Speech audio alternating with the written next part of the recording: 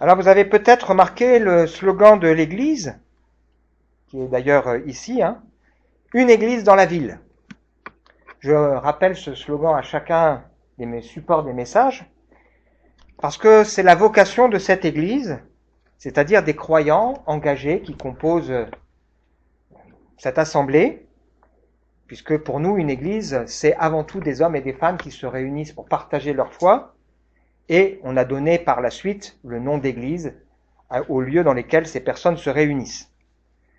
L'idée pour nous, c'est d'être au cœur de la vie d'Épinal, de la cité, accessible et visible par tous, ce qui veut dire que régulièrement, nous avons des personnes nouvelles que nous sommes heureux d'accueillir et qui, je l'espère, doivent être en mesure de comprendre ce qui se passe, ce qui se vit ici.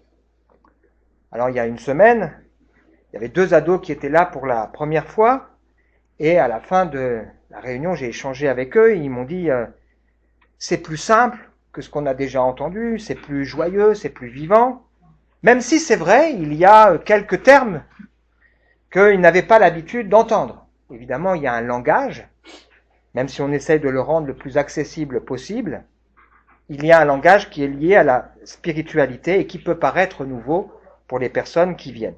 Donc il y a aussi ici, heureusement, beaucoup de personnes qui viennent régulièrement et qui, je l'espère, continuent d'apprendre des choses qui les aident de manière concrète à vivre leur engagement de foi dans la vie quotidienne. Parce que pour nous, la foi, c'est pas quelque chose qui se vit uniquement le dimanche, ou uniquement à Noël, ou uniquement à Pâques, ou uniquement à la Pentecôte, mais la foi, ça fait partie de notre vie. Ça veut dire que ma foi se vit dans mon couple, se vit dans l'éducation de mes enfants, se vit dans mes relations avec mes voisins, mes amis, se vit sur mon lieu de travail ou dans mes études, ou dans les projets, ou dans même les épreuves que je peux traverser. Les épreuves parce qu'on n'est pas, en étant croyant, exempt des épreuves de la vie. Je me souviens d'une personne qui faisait des recherches sur les protestants dans les Vosges, qui un jour a pris contact avec moi. Donc c'était un ancien professeur d'histoire qui faisait en même temps des études pendant sa retraite à la faculté de théologie catholique de Strasbourg. Et donc il est venu m'interviewer, et puis il a accepté de venir une fois à l'un des cultes. Et à la fin, il m'a dit, on parle beaucoup de Jésus chez vous. Et on lit beaucoup la Bible. Ben oui. Parce que la base de notre foi se trouve effectivement dans la Bible, et le personnage central de la Bible, c'est Jésus. En même temps, la Bible nous parle aussi de nous, de chacun de nous individuellement. Ça veut dire que c'est pas un livre qu'on lit simplement avec détachement pour apprendre des choses, mais c'est un livre qui fait effet d'un miroir pour nous et qui nous fait réfléchir en même temps sur nos vies pour nous amener à nous positionner, savoir qu'est-ce que nous voulons faire concrètement par rapport à ce message. Et donc l'une des autres caractéristiques de ces réunions ici, c'est que on parle de choses concrètes et celui qui vous parle est concerné par ce qu'il évoque, interpellé aussi par ce qu'il évoque. Alors pour introduire le message de ce matin, j'aimerais nous faire réfléchir autour de 2 questions. On est sur une série qu'on appelle à la découverte du si grand salut, et les 2 questions, c'est qui est Jésus pour toi?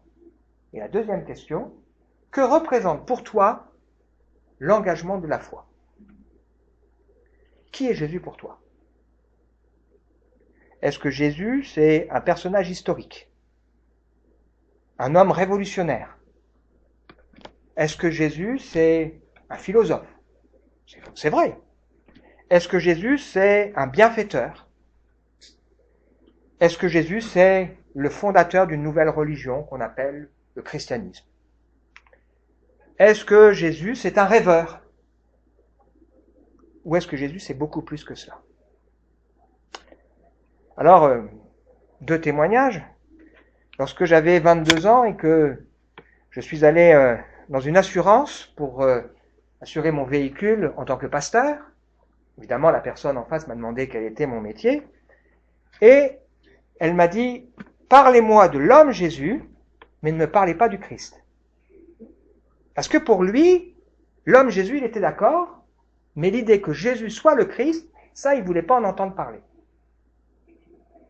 Sous-entendu, l'idée que Jésus soit celui que Dieu a envoyé comme la réponse aux besoins et aux souffrances de l'humanité, ça, il n'en voulait pas. L'idée que Jésus soit celui que Dieu a chargé de la mission de nous permettre d'être restaurés avec lui, celui qui est mort, ressuscité, vivant, ça, il ne voulait pas en entendre parler. Des fois, des choses surprenantes, hein. Il y a 1 ou 2 ans de ça, Francis s'en souviendra peut-être, on faisait des réunions au Café Change le jeudi soir, et il y avait 2-3 personnes qui venaient, et Francis était là aussi, et en particulier, il y avait un jeune qui était là, et puis à un moment donné, on n'est pas toujours d'accord, c'est normal. Il remettait en cause l'historicité de Jésus. Il dit bon, normalement, on est tous d'accord pour dire que Jésus est un personnage de l'histoire qui a existé. Et lui disait, moi je suis pas d'accord. Vous avez aussi des gens qui vont dire que la Terre est plate, qu'on appelle des platistes. Qu'est-ce que vous voulez faire? À un moment donné, là c'est difficile, hein. Dans quelques jours, nous allons fêter Noël, la Nativité. Pendant longtemps, les Anglais, les Américains appelaient cette fête Christmas, qui rappelle la naissance du Christ. Mais de plus en plus souvent, on l'appelle Xmas. On enlève l'idée de Christ de cette fête.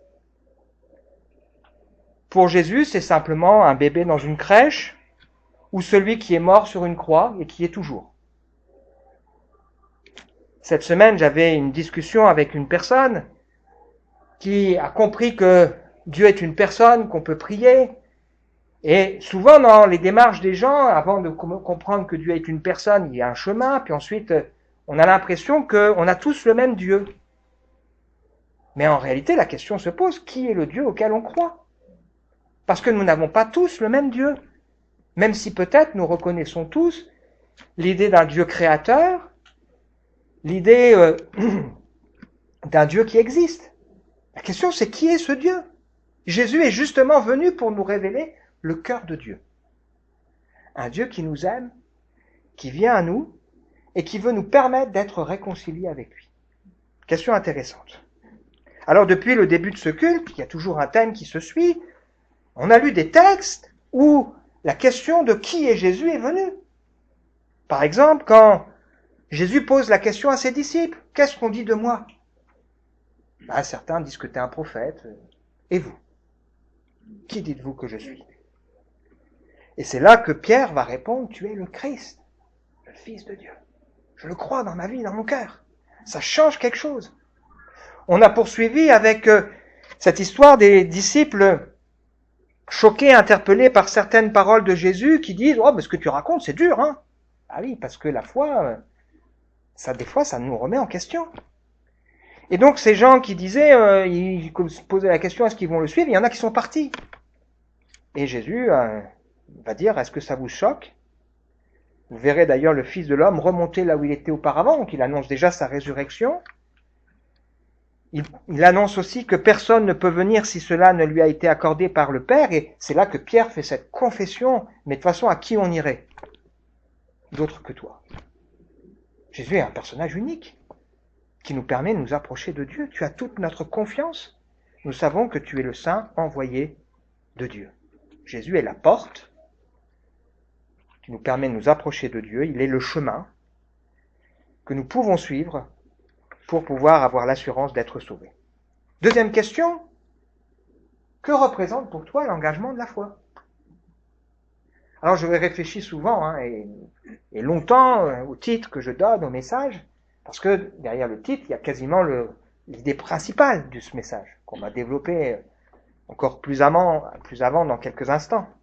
Que représente pour toi l'engagement de la foi? Alors déjà, on pose la question à titre personnel. Chacun doit se positionner. Et j'évoque ici l'idée que la foi, c'est un engagement. En tout cas, c'est ce que je crois. Si je crois des choses, eh bien, ça change ma manière de vivre les choses. Sinon, je suis un hypocrite. Ou alors, je me mens à moi-même. Jésus est un personnage unique, et la foi, c'est aussi un engagement. Que représente l'engagement de la foi? Est-ce que la foi a une cohérence de vie?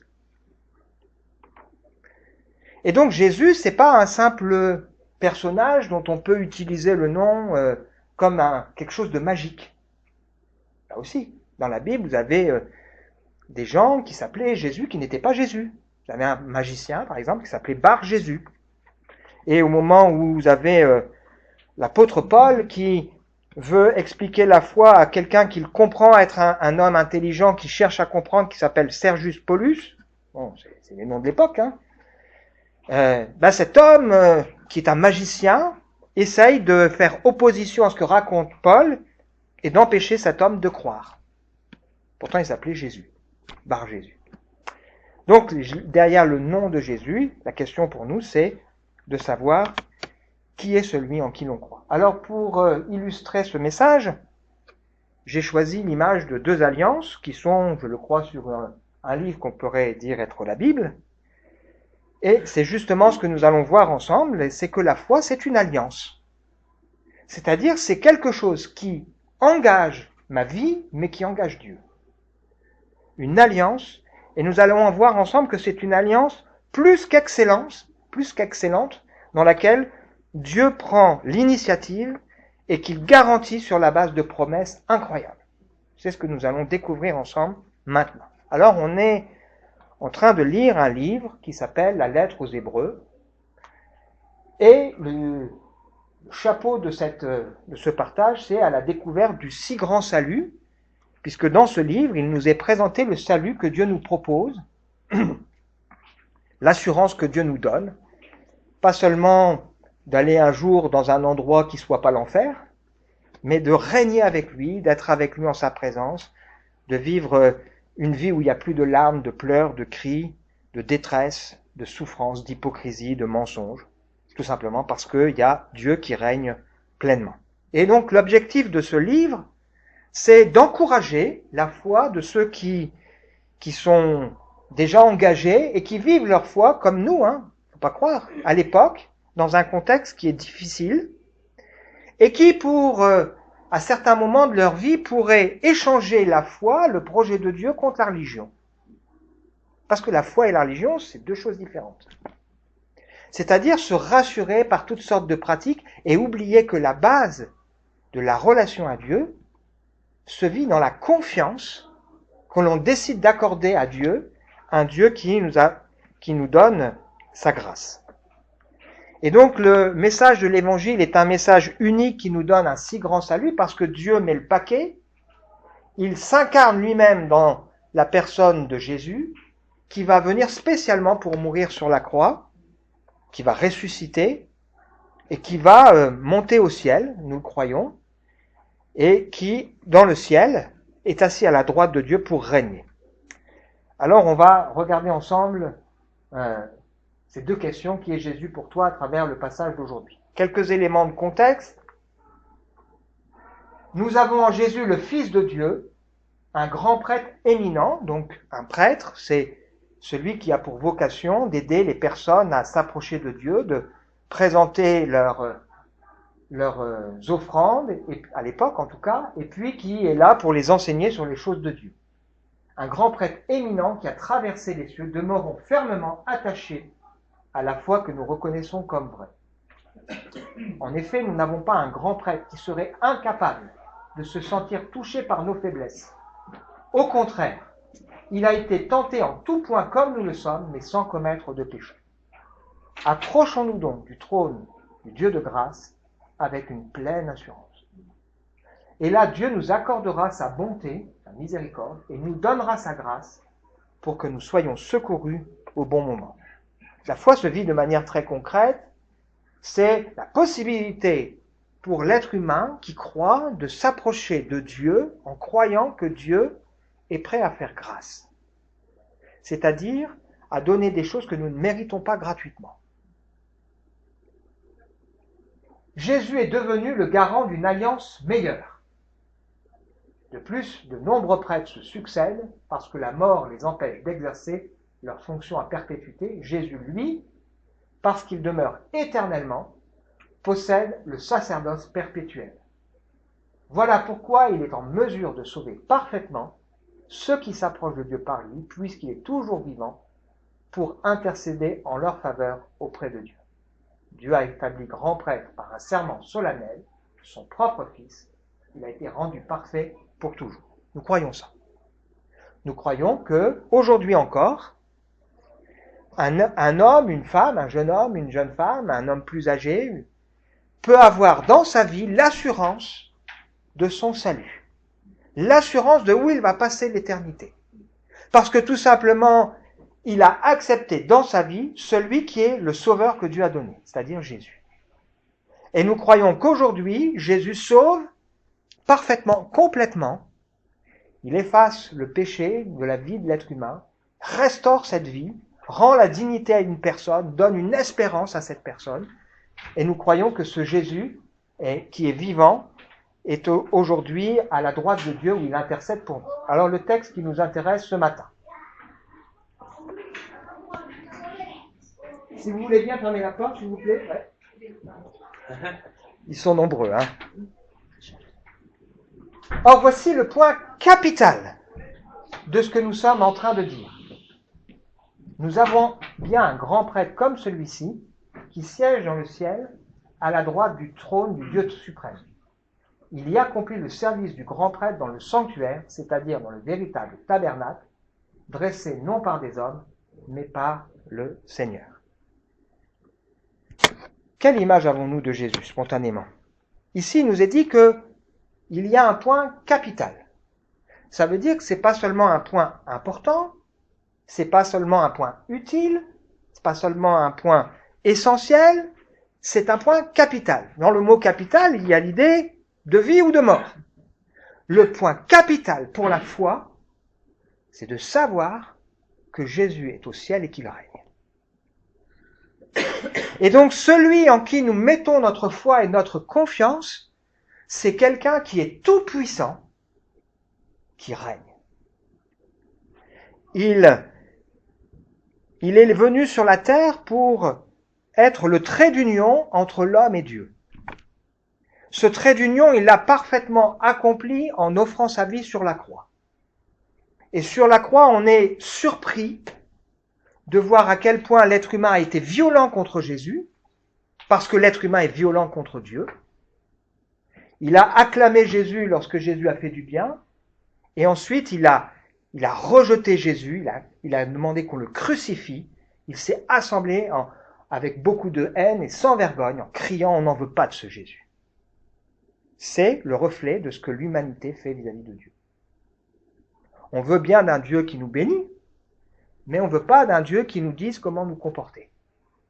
On ne veut pas d'un Dieu qui nous invite à mettre nos vies en conformité avec ce qu'il veut. Et donc l'être humain rejette Dieu, et Jésus a pris sur lui, sur la croix, le rejet de l'humanité vis-à-vis de Dieu. Et comme il est le trait d'union avec Dieu pour nous, il a pris en même temps la juste réaction de Dieu vis-à-vis de l'être humain, c'est-à-dire la colère vis-à-vis de nos offenses, du fait que nous avons rejeté sa personne. Et donc Jésus sur la croix fait ce lien entre Dieu et les hommes. Mais la Bible nous montre que Jésus n'est pas seulement mort, il est glorieusement ressuscité. Après avoir prononcé cette parole extraordinaire, tout est accompli. Ça veut dire que nous n'avons rien à ajouter au sacrifice de Jésus pour avoir l'assurance d'être sauvés. Nous n'avons rien à ajouter pour pouvoir nous approcher de Dieu. C'est Jésus qui, aujourd'hui, nous permet de nous approcher pleinement de Dieu. Il a ouvert pour nous un nouveau chemin qui nous permet d'entrer pleinement dans la promesse de Dieu.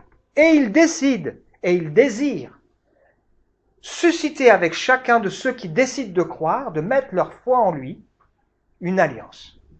Une alliance qui repose sur des promesses extraordinaires que seul Jésus pouvait nous donner. Donc qui est Jésus? Jésus, c'est celui qui règne. C'est pas le petit Jésus dans la crèche. C'est celui qui règne, qui est tout puissant. C'est le nom par le moyen duquel nous pouvons être sauvés. Qu'est-ce que la foi, l'engagement de la foi? Eh bien, c'est un engagement qui repose sur des promesses. Jésus est le médiateur d'une alliance bien meilleure, fondée sur de meilleures promesses. En effet, si la première alliance avait été sans défaut, il n'aurait pas été nécessaire de la remplacer par une seconde. C'est-à-dire que celui qui décide dans sa vie de dire « Ok, Je veux dans ma vie avoir l'assurance du salut, je décide d'accepter dans mon cœur le Sauveur, le Seigneur Jésus, je lui confie ma vie, eh bien Dieu établit avec lui une alliance extraordinaire, établie sur la base de promesses, là aussi extraordinaire. Une alliance bien supérieure à ce que nous pouvons trouver dans la première partie de la Bible et qui concerne le peuple d'Israël, le peuple juif, est bien supérieure à tout ce que la religion pourrait nous donner. En effet, si la première alliance avait été sans défaut, il n'aurait pas été nécessaire de la remplacer par une seconde. Or, c'est bien un reproche que Dieu adresse à son peuple lorsqu'il déclare « Des jours vont venir, dit le Seigneur, où je conclurai avec le peuple d'Israël et celui de Juda une alliance nouvelle. Elle ne sera pas comme celle que j'ai conclue avec leur père, quand je les ai pris par la main pour les faire sortir d'Égypte, puisqu'ils n'ont pas été fidèles à mon alliance, mais alors je me suis détourné d'eux, dit le Seigneur. Voici quelle alliance je vais conclure avec le peuple d'Israël. Après ces jours, dit le Seigneur, je placerai mes lois dans leurs pensées, je les graverai dans leur cœur, je serai leur Dieu, et ils seront mon peuple. » Donc que représente cette alliance et ces promesses que Dieu nous donne? 4 choses à retenir pour nous ce matin. Premièrement, le projet de Dieu pour celui qui se tourne vers la personne de Jésus, qui décide de s'approcher de Dieu, c'est une alliance de cœur, où Dieu vient graver dans nos cœurs et dans nos pensées sa manière de voir les choses et sa manière de vivre. Vous savez qu'il y a, aujourd'hui, il existe la possibilité pour celui qui souffre d'un problème de cœur, qui est malade, qu'on ne peut pas soigner, il existe la possibilité de bénéficier d'une transplantation cardiaque. Apparemment, il y en a 500 en France, 3500 dans le monde, donc c'est pas mal pour la France déjà d'en avoir autant. On fait une transplantation cardiaque quand le cœur est malade et quand les traitements, médicaments, pacemakers et autres, ne sont pas suffisants. On greffe cette personne en urgence et on remplace un cœur malade par un cœur qui est sain. L'alliance que Dieu veut faire avec nous, c'est ça. Il veut transformer notre cœur malade, notre cœur qui est loin de lui, avec un cœur nouveau, avec une mentalité nouvelle, avec une vie nouvelle qui nous permet de vivre le projet de Dieu, la pensée de Dieu.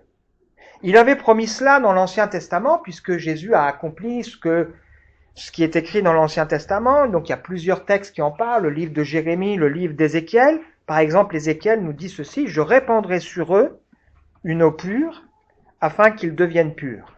Je vous purifierai de toutes vos souillures et de toutes vos idoles. Je vous donnerai un cœur nouveau. Je mettrai en vous un esprit nouveau. J'enlèverai de votre être votre cœur dur comme la pierre. Je vous donnerai un cœur de chair.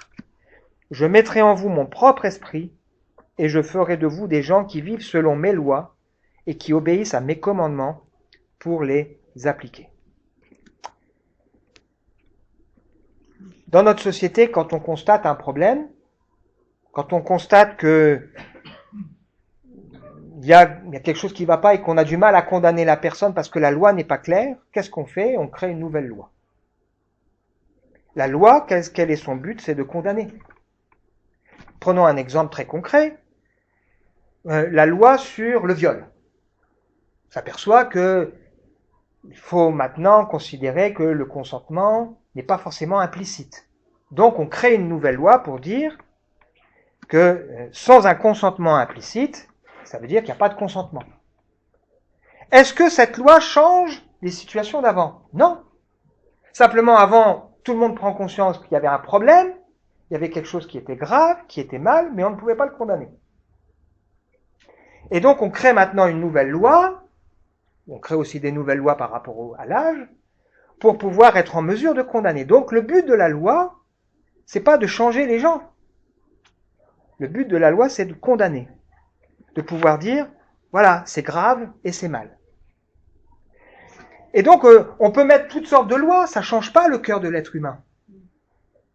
Ce que l'être humain profondément, fondamentalement a besoin, c'est d'un changement de mentalité. C'est d'un changement de cœur. c'est d'une manière différente de concevoir la vie, de concevoir les relations aux autres. C'est un changement profond dans sa nature. C'est exactement ce que Dieu fait en Jésus-Christ. Celui qui se tourne vers lui vit une expérience qu'on appelle la nouvelle naissance, où d'une certaine manière, c'est comme une transplantation cardiaque, un changement dans son cœur, dans ses mentalités, qui lui permet d'aimer Dieu, d'être attaché à Dieu et de désirer suivre Dieu sans qu'on soit obligé de lui dire « fais ceci ou fais cela ». Parce qu'il aime Dieu, il est attaché de cœur. Et cette expérience change fondamentalement les choses. C'est quelque part Dieu qui vient vivre en nous. Alors il y a cette pensée qui est issue de certaines croyances orientales que Dieu est partout et qu'on est chacun de nous une partie de Dieu. On voit le résultat dans la société. C'est pas très beau. Par contre, ce qu'on voit, c'est que ceux qui vivent la foi authentique, qui sont réellement changés, transformés, ce sont des gens qui vivent quelque chose de différent. La deuxième lettre de Pierre nous dit ceci, que la grâce et la paix vous soient données en abondance par la connaissance de Dieu et de Jésus notre Seigneur. Par sa puissance, Dieu nous a donné tout ce qu'il faut pour vivre dans l'attachement au Seigneur, en nous faisant connaître celui qui nous a appelés par la manifestation de sa propre gloire et l'intervention de sa force. Nous bénéficions des dons infiniment précieux que Dieu avait promis. Il a voulu par ces dons vous rendre conformes à ce que Dieu est, vous qui avez fui la corruption que les mauvais désirs font régner dans ce monde. Il nous invite, pour cette raison, à faire nos efforts pour ajouter à notre foi la force de caractère, à la force de caractère, la connaissance, la maîtrise de soi, l'endurance dans l'épreuve, l'attachement à Dieu. Si vous possédez ces qualités, si elles grandissent sans cesse en vous, elles vous permettront de mieux connaître notre Seigneur Jésus-Christ. Dieu est celui qui veut changer profondément notre cœur pour nous permettre de vivre une vie qui lui plaît, qui l'honore, qui aime ce que Dieu aime, qui n'aime pas ce que Dieu n'aime pas, une alliance de cœur. La deuxième promesse que Dieu fait dans cette alliance qu'il veut avec nous, c'est que nous devenions son peuple et que lui soit notre Dieu, c'est-à-dire que nous nous appartenions mutuellement. De cette manière, Dieu n'est pas seulement pour moi Dieu, il est mon Dieu. Et je ne suis pas seulement quelqu'un qui croit en Dieu, je suis lié avec Dieu. Et la Bible me dit que Jésus est venu pour que ceux qui croient en la personne de Jésus puissent avoir le privilège de devenir enfants de Dieu. Quand on est enfant de quelqu'un, c'est qu'on a hérité d'une part de sa nature. Et c'est que on vit avec cette personne une alliance que personne ne pourra briser. Alors certains le savent ici, on a adopté avec mon épouse un petit garçon, maintenant qui est grand, Théophile. Des fois, quand il est en colère, il dit « Oh, je veux plus de vous ». On lui dit « Mais de toute façon, on est tes parents. Et on restera toujours tes parents. Et tu resteras toujours notre fils. » Personne ne pourra enlever ça. Parce qu'il y a une alliance qui a été créée. Et dans le projet de Dieu, à travers la personne de Jésus, il y a une alliance qui est créée. Dieu change mon cœur, change ma mentalité, change ma manière de raisonner, et il fait de moi son enfant. Et moi, je peux m'adresser à Dieu comme étant un Père qui m'aime. La troisième promesse extraordinaire, c'est que nous vivons une relation personnelle avec Dieu, nous le connaissons et nous pouvons le connaître. Dieu n'est pas pour moi quelqu'un de loin, mais Jésus se présente comme étant l'ami en qui je peux me confier, mais aussi que je peux écouter pour comprendre quels sont ses projets, quels sont ses désirs. Le cœur, les projets, les œuvres de Dieu. Si Dieu te semble loin, probablement c'est parce qu'il te manque quelque chose dans ta relation avec Dieu. Que Jésus-Christ est venu combler. Il est venu nous permettre de pouvoir dire c'est mon Dieu, c'est mon Père, et de pouvoir aussi vivre cette relation au quotidien avec lui, dans la confiance et dans l'assurance. Si les choses de Dieu ne t'intéressent pas, si le cœur de Dieu ne t'intéresse pas, c'est qu'il te manque quelque chose dans ta relation avec Dieu. Dernier point, Ils n'auront plus besoin de s'enseigner l'un l'autre en répétant chacun à son concitoyen ou à son frère, il faut que tu connaisses le Seigneur. Tous me connaîtront, du plus petit jusqu'au plus grand. Car je pardonnerai leurs fautes, je ne tiendrai plus compte de leurs péchés. Par le simple fait d'appeler cette alliance-là nouvelle, le Seigneur a rendu la première ancienne. Or, ce qui devient ancien, ce qui a vieilli, est près de disparaître. La base de cette relation, c'est l'assurance du pardon. L'assurance du pardon. Je pardonnerai leurs fautes. Je ne tiendrai plus compte de leurs péchés. Je disais tout à l'heure, quel est le Dieu auquel on croit? La Bible nous présente un Dieu qui prend plaisir à pardonner. Elle nous présente Jésus comme l'ami du pécheur. Ça ne veut pas dire que Jésus approuve quand on vit n'importe comment, mais ça veut dire que Jésus est venu spécialement pour permettre à celui qui est loin de pouvoir avoir une vie transformée. Il ne le rejette pas, il s'approche de lui. Le pire, c'est celui qui se dit « Ah non, moi, pas de problème. Dans ma vie, tout va bien, tout est facile, moi je suis un homme parfait. » Alors là, c'est compliqué. Hein. Mais celui qui se reconnaît comme quelqu'un qui a besoin de pardon, qui a besoin de retrouver la paix, de réconciliation, eh bien Jésus est celui qui est venu pour permettre cela. Dans l'Ancien Testament, on avait des lois qui étaient données, et les vocations de la loi n'étaient pas le pardon. C'était de révéler le péché, comme on l'a dit tout à l'heure. Jésus, lui, est venu pour nous permettre d'être pardonnés, réconciliés avec Dieu. Et la promesse que Dieu nous fait ici, c'est « Je ne tiendrai plus compte de leurs péchés ». Ça ne veut pas dire que Dieu est amnésique. C'est très bien ce que j'ai vécu. Il connaît tout de ma vie. Mes pensées. La Bible nous dit qu'avant même la création du monde, il savait déjà toute la vie de Raphaël. Toute votre vie. Et pas simplement les actes, mais mes pensées, les mots, etc., etc. Dieu a une connaissance incroyable.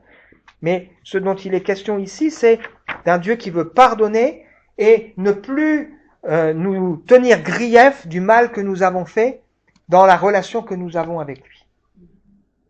Donc, qui est Jésus pour nous? C'est celui qui nous permet de nous approcher de Dieu, c'est celui qui règne, celui en qui je peux encore aujourd'hui me confier, qui sauve parfaitement ceux qui vont s'approcher de Dieu par lui, et qui me permet de vivre avec Dieu une alliance dans laquelle il y a un engagement mutuel, dans lequel il y a un changement dans mon cœur, dans ma vie, dans ma mentalité, qui me permet de m'approcher de Dieu et qui me permet aussi de savoir que mes péchés sont pardonnés. Est-ce que ce matin, quelqu'un sait bien que dans sa vie, il y a quelque chose qui pèse sur sa conscience et qui a besoin de recevoir le pardon de Dieu? Est-ce que ce matin, il y a quelqu'un au milieu de nous qui sait bien que dans sa vie, dans son cœur, dans son existence, il y a des choses dont il n'est pas fier, dont il a besoin de recevoir la paix? Est-ce qu'il y a au milieu de nous quelqu'un qui a, dans sa vie, se pose des questions sur l'avenir, sur de quoi sera fait demain, et qui n'a pas d'espérance, qui a besoin d'avoir une espérance et une assurance? Est-ce que ce matin, il y a quelqu'un qui se dit, avant, Dieu, je m'intéressais à lui, je ne m'y intéresse pas, qui prend conscience qu'il a envie de vivre quelque chose avec Dieu, il a envie de penser différemment, qui a besoin donc de vivre ça? C'est possible. Jésus est venu pour cela. Jésus souligne ici que les choses anciennes étaient près de disparaître, et donc il s'adresse ici à des gens qui ont vécu les lois qu'il y avait dans l'Ancien Testament et qui trouvaient tout leur sens grâce au temple. Et à l'époque, il y avait le temple d'Hérode, un temple majestueux qui a été reconstruit de moins 19 avant Jésus-Christ, terminé en plus 63, donc pendant environ 83 ans, là, de 82 ans de construction, un temple avec de l'or, avec de l'ivoire et autres. Et quelques années après ce temple a été complètement détruit. Il ne reste plus rien. Les choses qui existent peuvent disparaître. Mais si on place notre foi, notre confiance en Dieu, les choses demeurent. On a assisté cette semaine à la chute de Bachar el-Assad, et si vous avez regardé un peu, la destruction de son palais. Un palais avec beaucoup de marbre et de choses. Tout détruit. Il ne reste plus rien. Les choses de cette terre, elles disparaissent. Si on place notre foi, notre confiance en Dieu, les choses demeurent. Conclusion pour nous, je réponds personnellement à ces deux questions. Qui est Jésus pour moi? Et ce que représente la foi dans mon quotidien. Jésus, c'est celui qui m'a pardonné, m'a sauvé. C'est celui qui m'a donné une assurance dans le cœur. C'est celui que j'aime prier, invoquer, que je sais qui règne, qui est à la droite de Dieu et qui m'aime, qui me donne la possibilité de m'approcher de Dieu avec confiance. Que représente pour moi l'engagement de ma foi au quotidien? Eh bien, c'est l'assurance que tous les jours de ma vie, je suis pas seul, mais j'ai quelqu'un à mes côtés en qui je peux me confier. Quelqu'un que je peux écouter, quelqu'un qui prend soin de moi, quelqu'un qui me précède dans les choix de vie et quelqu'un qui ne me laissera jamais tomber, quelqu'un qui me donne sa paix, quelqu'un à qui je peux confier aussi les membres de ma famille, à qui je peux confier les gens que j'aime, quelqu'un qui est celui qui est bienveillant et qui regarde la vie de ceux qui sont autour de moi et qui veut se manifester. La foi, c'est donc bien un engagement, une alliance indestructible, associée à des promesses bien plus qu'excellentes. C'est une ancre sûre et solide qui m'assure l'accès à la présence divine. Probablement que dans ce passage ici, il y a une allusion aussi à ce qui existait à l'époque, le tribunal juif, le Sanhédrin, une espèce de Knesset. Dans ce tribunal, il y avait un juge qui préside et à côté de lui, il y avait à sa droite et à sa gauche 2 scribes. Le scribe qui se tenait à sa droite rédigeait les acquittements. Celui qui se tenait à sa gauche rédigeait les actes de condamnation. Et donc, quand il est évoqué ici, cette pensée, eh bien, c'est de comprendre que Jésus qui siège à la droite de Dieu rédige pour ceux qui se confient en lui les acquittements. Gracié. Gracié, ça veut dire il a reçu un cadeau qu'il ne mérite pas, mais qu'on ne peut plus lui enlever. Gracié. On veut prier ensemble. Que le Seigneur nous aide à réfléchir à tout ce que nous avons partagé. Seigneur, un grand merci pour ce texte que nous avons lu, pour ton esprit qui, je crois, nous fait réfléchir les uns et les autres ce matin, sur ce qu'est la foi vivante. Et tu veux que chacun, on puisse repartir de ce lieu en ayant peut-être une pensée nouvelle sur la personne de Jésus. Est-ce qu'on voit Jésus juste comme un bébé, un personnage historique, un homme sur une croix? Ou est-ce qu'on voit Jésus comme ce grand roi, le roi des rois, le Seigneur des seigneurs, qui me permet d'approcher de Dieu avec confiance et qui me permet de vivre une alliance de foi dans laquelle Dieu est devenu un Père, qui m'assure le salut et la vie éternelle. Je prie, Seigneur, pour que les uns et les autres, nous puissions répondre à l'appel que tu nous donnes ce matin. Amen.